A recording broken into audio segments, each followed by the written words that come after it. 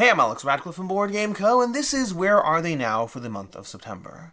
Specifically, we're going to be taking a look at all the games I played last year as well as 5 years ago, so we're looking at September of 2023 as well as September of 2019, and we're going to break up all those games in those months into 4 categories. The games that weren't for me for one reason or another, they were never really in contention of any kind, they're just not games for me. Games I enjoyed but never felt the need to keep, games I kept that then later left my collection, and finally the games I kept that are still here now.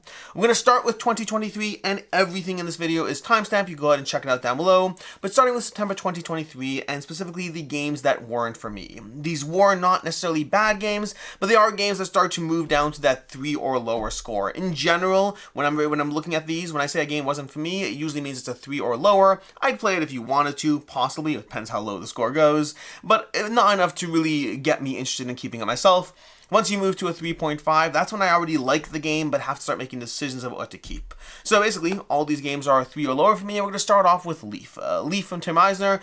It's a cute little concept of a game. I don't mind it, but nothing compelled me enough. The gimmick of trying to connect the Leaf points was nice, but not enough to pull me in. Then we had Express Route from the Op, I believe. It's a pick up and deliver game, and I don't historically love pick up and deliver. I don't think this game did anything differently enough or interesting enough for me to really be hooked by it. We had Healthy Heart Hospital, a solo bag building game that basically involved you trying to build a bag full of various cubes, pull them out to assign to various locations in your hospital, and while you try to upgrade your hospital in this solo game. It was okay. I found it far more luck-driven and not necessarily interesting enough, and only marginally variable in terms of the different doctors you could have and the upgrades for your hospital. It mostly felt like just a pull bags from a, just rely on the bag building and hope that's enough to carry the entire game, which for me it wasn't. There's Space Explorers from 20th Century Games. Space Explorers is a Splendor adjacent game. It kind of leans into what Splendor's doing, but it makes it a bit more complicated. For me, it didn't make it better, it just made it more complicated. It's less streamlined, it's less easy to teach, it's less easy to play, and it wasn't more rewarding, so for me, Space Explorers unfortunately was a miss. We also have Minecraft Heroes of the Village. I think I may actually have this game. It depends on how you count. Whenever I'm doing this stuff and I'm dealing with my kids' games, the ones that they keep, I always have a harder time gauging where they go. For me, I don't enjoy Minecraft Heroes of the Village. My kids still have it. I will reluctantly play it with them if they really want me to, but it's not a kids game I enjoy. And keep in mind, there are many kids games I do enjoy. Minecraft Heroes of the Village is one that I would only play if they particularly wanted me to. It kind of felt random and chaotic and not particularly fun, at least for me. There's Ticket to Ride Berlin, which is not actually a bad game. Arguably, it might be the best game on the section of games that weren't for me, but I still think that there was one of the worst versions of Ticket to Ride for me. So for me, it's not for me when looking at the Ticket to Ride ecosystem of games. I thought Ticket to Ride Berlin was a little more complicated and not better. Whenever Ticket to Ride mixes things up, as they do in many games, you have to do something at least the same or better, and Ticket to Ride Berlin, for me, just didn't feel better. We also have Head Trip. Head Trip coming to you from Cards Against Humanity people. It was a cooperative game of trying to be able to answer questions, bizarre questions, from the perspective of bizarre things. So, for example, what food group would you like if you were Obama? Or, I don't even know, that's probably the most appropriate question you'll get. It was good for laughs, but never a game that I would typically pull out and play. And I'm not even in the never Cards Against Humanity camp. I think Cards Against Humanity does have a laughter value to it. For me, I don't need to own it, but I'd rather play Cards Against Humanity. Head Trip to me, I don't know. It's just it was a cute concept and good for laughs, but a little too mixed for me to actually enjoy. There's Gnomes and Wizards. This is a prototype. I didn't mind it, but ultimately for me, it was a little bit more into the chaos of things. I didn't personally feel things were as well balanced. That was based on my plays of it, which were definitely more limited. So for me, Gnomes and Wizards, while there were some powers and abilities that were interesting, I wasn't pulled in enough by the various powers and abilities. So for me, that was a pass. We also have House of Poison, another prototype. This is basically a game of trying to either grow yourself to the top or basically kill everyone else in the game. It ultimately relies on having these little mini objectives that people don't necessarily know what they are, but they know which category of things they could be, so they're reading into your actions. It's not bad as far as hidden role games go, but I think there are better and smoother ones for me. With Erune. Erune is a dungeon crawler that relies on an app, and that's what eliminated for me. The actual gameplay was fine, the characters were fine, the powers and abilities were fine, all those things were great, well, fine or great, better than fine, but ultimately the fact that it wasn't the best ever, it was a good dungeon crawler that checked all the other boxes from production to miniatures to art to gameplay, but it was very much reliant on an app, which very much takes me out of the experience, and for me there's a world full of amazing dungeon crawlers that I don't feel the need to rely on Erune. Following up from there, we have Groundbreakers. Groundbreakers was another prototype. This is a very simple card-driven game. Draw a card, play a card, draw a card, play a card. Effectively, I didn't feel it was that strong. There's many games that are in the playing cards kind of genre, just like, draw, play, get in each other's way, and I didn't feel like Groundbreakers was particularly good in that genre. From there, we move on to the games that I enjoyed but did not feel the need to own. Again, these are all games that I did enjoy. I had fun with them. We're already moving into, I recommend them with caveats possibly, but for one reason or another, they're not necessarily for me. Starting off with Dorfromantik, which from the second I played Dorfromantik, I knew this was a game that I was going to play to a certain point, possibly finish it, and then get rid of it. I didn't finish it. I played to a certain point until I felt I was no longer enjoying the experience quite as much, and then I did, sure enough, get rid of Dorfromantik. We also have Ecosystem Savanah, which is a good game, a point-scoring optimization game that actually kept other ecosystem games from them, but Ecosystem Savanah was just another one in the series, and I never needed all of them. I did keep some ecosystem games in my collection for a while, but ultimately they all eventually left because I think there are better games within that point-scoring optimization genre of games. From there, we have the White Castle. The White Castle is one that was very, very meaty as far as the actual decision points going on in the game. It's a very, very popular game. People love it. I find that the amount you get done in 9 actions, too much of it is a little bit too repetitive for me, that ultimately the end state of the White Castle is a game that I've had fun with. I know there's an expansion coming out, the Matcha or whatever it was, but ultimately, I think White Castle is brilliantly designed, very, very tight, and for me, I spend too much of my time doing the same things you're going to have to do every single game to feel that I'm that rewarded by how I marginally branch myself out in one way or another. It's a great game for people who like very, very tight games. I merely appreciated it.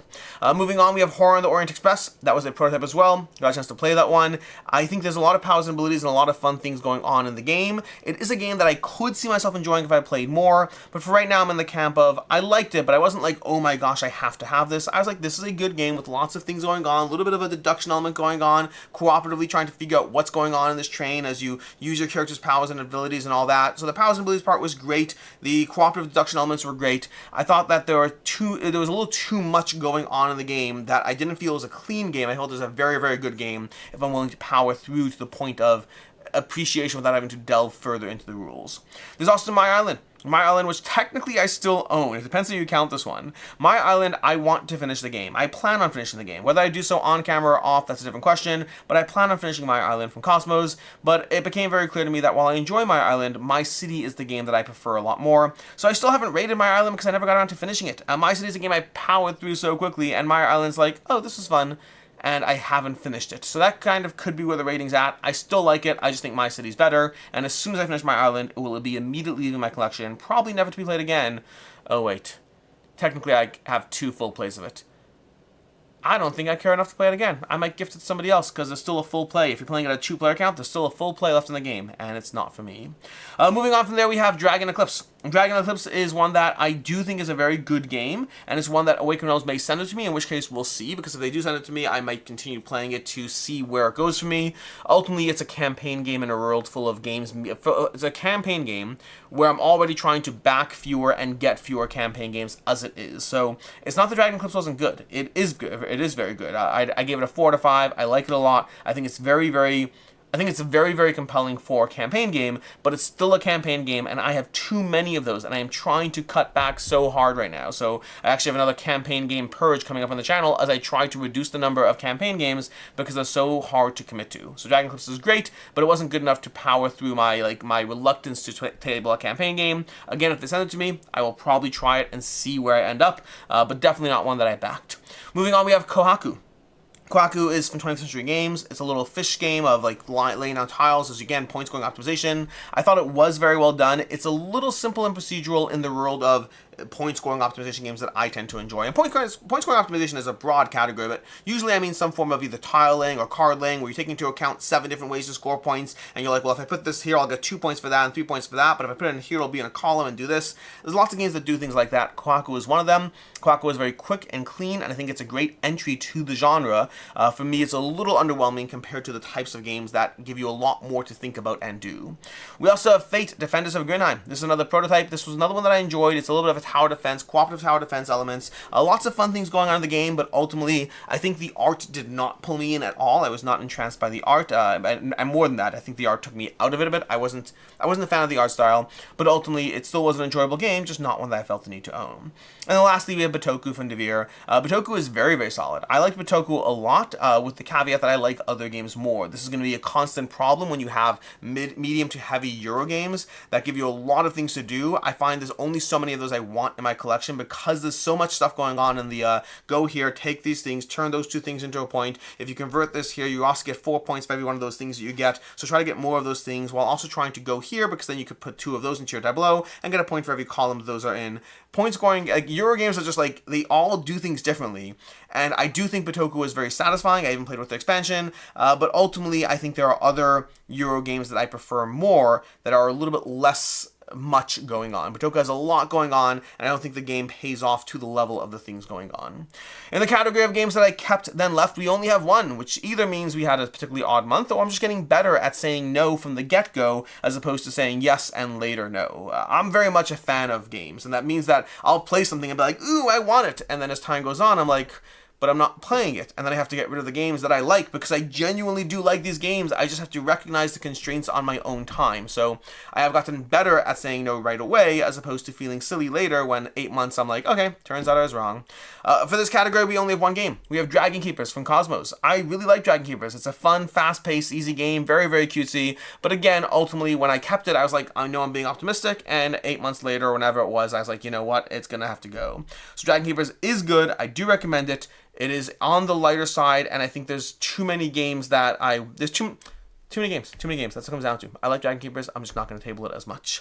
In the category of games that I kept, there are a bunch, and these are still here. We have, like, I think 6 in this category, maybe 7. We have Nocturne. Nocturne is going to be another one of those point-scoring optimization games with a bidding mechanic similar from that you've seen in Skyrise. I'm still not certain Nocturne is a forever game, because Skyrise is so good that I might choose not to keep Nocturne because I'd rather play Skyrise every time. I don't know that, but for right now, Nocturne is still here. We have Art Society. Art Society from Mighty Boards. Love this game. This is easily, I think, one of my favorite Mighty Board games in a while. Very quick and clean to play. Lots of auction stuff. And again, point scoring optimization as you juggle different ways things score points. With that auction bidding mechanic where you limit it to 1 bid per game as you figure out what 1 bid per game. 1 bid of each number per game. Very, very beautiful game. Easy to play game. Works well at a variety of player counts. We have Skyrockets from Floodgate. This is an improvement over the original, not Hourglass. They had the original game before this, which was like Kites. They had Kites before this, which I thought Skyrockets basically took Kites and just made it better. Everything about Skyrockets is better, and I really enjoy it, and it's still here for right now.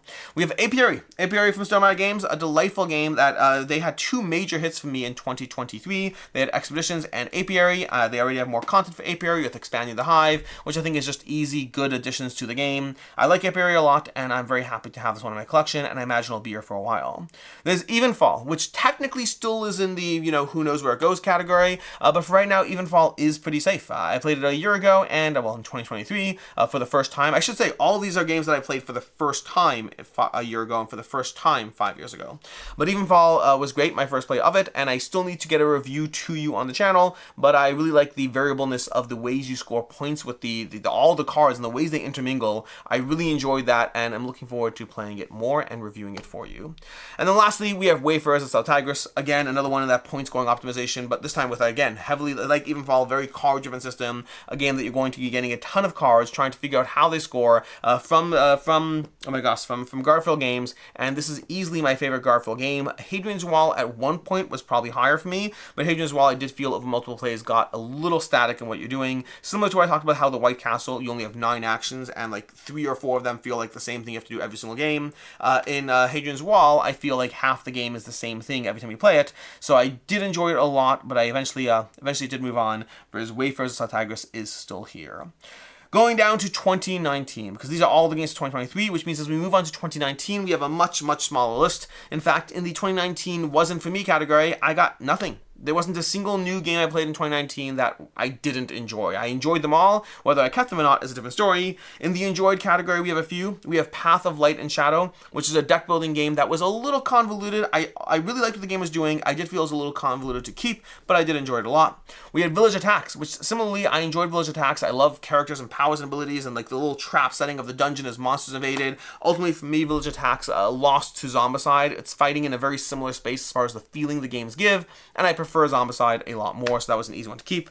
And then we also lastly have Thunderstone Quest, an excellent deck builder that has gone through multiple iterations from Thunderstone to Thunderstone Advanced to Thunderstone Quest. And Thunderstone Quest, to me, I enjoyed it, but again, it's that problem where when I compare it to other deck builders, I find I prefer other deck builders, and Thunderstone Quest, it didn't do, I don't know. I find that in Thunderstone Quest, things are a little too situational as far as how you have to build things to work well with other things, versus, I mean, it's true in all deck builders. I don't know. For whatever reason, Thunderstone Quest is beautiful, it's a good game, but it has never pulled me in the same way that other games have, that other deck builders have. In the category of games that I kept then left, we have two. We have Wingspan, which is a game that I've actually tried getting a few times and then eventually got rid of it, and for quote-unquote for good for now. Where Wingspan is a game for Stonemaier Games. I think Wormspan is better, but this is obviously 5 years ago, and Wingspan is a very good game that I think I prefer other games in the genre. The biggest comparison I'd give is Everdell. They're very often compared. I did a full playlist, not that video, of Everdell versus Wingspan, where I prefer Everdell, and I think I'll always prefer Everdell. And I kept Wingspan for a bit because I was wondering if other people in my group wanted it, but eventually over time I found that no one picked it. Everyone was fine with it, but no one picked it off the shelf, and so Wingspan did eventually leave. There's also Besieged. I played Besieged for the first time in 2019 from Simon, and Besieged has a lot of flaws to it, but ultimately I find so many aspects of it enjoyable enough that I did hold on to it almost out of hope for a very long time, and played it. I played it over the years, but it did not become a keeper, unfortunately. Years later, I eventually decided that that Simon has too many games that feel similar. Too many games, the Massive Darkness, 17 versions of Zombicide, and all these games have the similar powers and abilities and characters and rolling dice and doing these things, and I think Besiege, as good as it can be, I think there are other games in the Simon ecosystem that feel similar that are better. So similar to the reason Village Attacks never entered my collection is the reason Besieged entered, but then did eventually leave. In the category of games that I kept permanently, well, permanently is relative, but the category of games that I kept in 2019 that have stuck around, we have two. We have Everdell, which I mentioned the Wingspan and Everdell. I played them both for the first time in the same month, apparently. I didn't even realize that until I was doing this video. But Everdell is one that not only did I keep, I've gotten everything for it. I've gotten the complete collector's edition, all the expansions. I've gotten Everdell Farshore. I'm looking forward to Everdell Duel. Everdell is Orville Duo, I can't remember what it's called, Duel, two-player, whatever it's called. Either way, I love Everdell. I can never get enough of Everdell, and I am happy to continuously play Everdell. It's one of those games that every time I table it, I'm reminded of how much I enjoy it. It's an easy game to keep probably forever in my collection. And then the other game is also almost certainly a forever game, and that's going to be Rurik Dawn of Kiev. Rurik Dawn of Kiev by Peacekeeper Games, designed by Stan Kodonsky, is an amazing, incredible area control game. If you watch my various games leaving the collection videos over time, you'll see whenever I get rid of an area control game, I almost always mention Rurik as one of the reasons I'm getting rid of a lesser game, no matter how much I love that lesser game. Because Rurik is amazing. It's incredible. It is one of the best experiences I have in my collection as far as the tightness that the game gives you. I'm a huge fan of Rurik Dawn of Kiev. I cannot get enough of it, and I highly recommend checking it out if in any way you like area control games. And that is basically what we have for 5 years ago. Well, for Where Are They Now? For looking back at September of 2019, September of 2023, and looking at the various categories of all those games that were new to me then, how they've held up over time. I think I've gotten a little better at trying to decide when a game is staying in my collection versus not, and seeing how that fares over time. Ideally, speaking practically, it would be very cool. It's never going to happen, but the thing that's never going to happen is I will never have 100% success rate of games that entered my collection and didn't leave. Games will almost always leave because of anything from evolving tastes within myself, evolving tastes within my game group, shifting people within my game group, or just being able to see all that a game has had to offer. Games like Dorfromantik, where I play it and I know it's not going to be lasting forever, sometimes that will just happen. But we'll see. I do ideally want to keep the best of the best, or alternatively keep those games that I know I just want to experience for a short time. But games are evolving, and collections are evolving, and that's okay. And this is just a look back to see specifically how things have held up, so that we can have that benefit of time and multiple plays, as opposed to, getting that first review out and then not being able to experience later. In any case, this is Where Are They Now? I'm Alex Radcliffe from Board Game Co. I hope you enjoyed this video, and as always, I hope you have a good one.